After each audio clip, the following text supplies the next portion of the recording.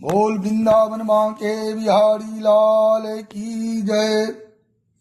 समस्त श्रोतागण, आप सभी लोगों को श्रीमद् भागवत गीता कथा में स्वागत है। आइए हम सभी लोग आज श्रीमद् भागवत गीता के 12वें अध्याय का श्रवण करते हैं। बोल प्रेम से वृंदावन बांके बिहारी लाल की जय। ओम अथ द्वादशोऽध्यायः। अर्जुनोवाच एवं सतत युक्ताये भक्तास्त्वां पर्युपासते ये चाप्यक्षरं व्यक्तं तेषां के योगवित्तमाः।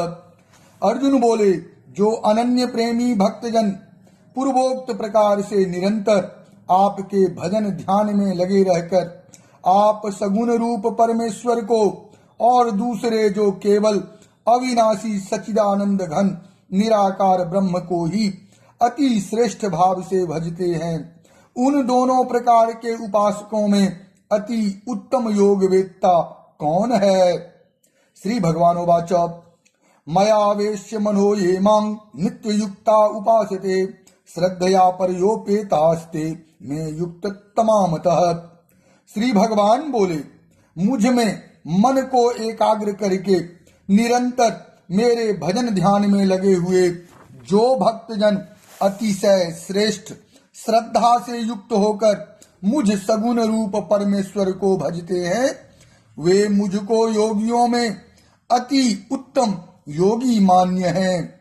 ये त्वक्षरम निर्देशम अव्यक्तं पर्युपासते सर्वत्र गम चिन्त्यक्तं चौकूटस्थलमचलं ध्रुवं संनियम्येन्द्रियं ग्रामं सर्वत्र संबुद्धयः ते प्राप्नुवन्ति मामेव सर्वभूतहिते रताः।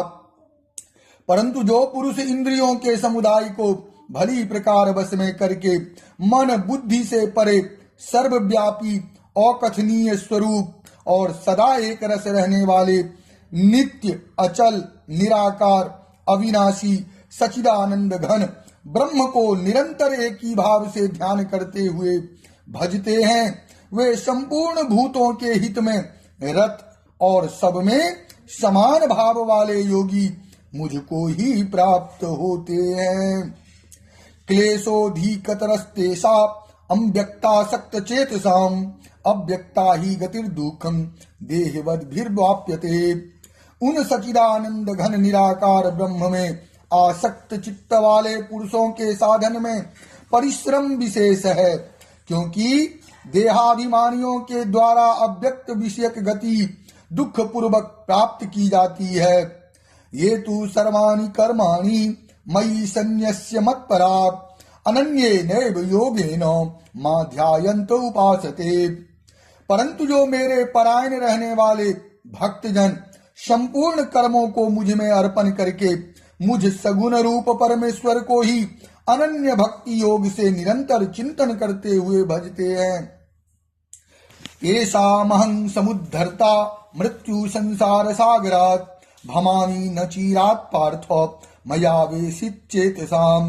हे अर्जुन, उन मुझ में चित्त लगाने वाले प्रेमी भक्तों का मैं शीघ्र ही मृत्यु रूप संसार समुद्र से उद्धार करने वाला होता हूँ। मयेव मन आधस्त्व मयि बुद्धि निवेशय निवसिष्ये मय्येव अति ऊर्ध्वं न संशय। मुझ में मन को लगा और मुझ में ही बुद्धि को लगा, इसके उपरांत तू मुझ में ही निवास करेगा, इसमें कुछ भी संशय नहीं है।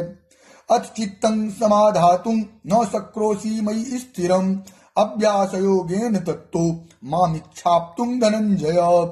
यदि तू मन को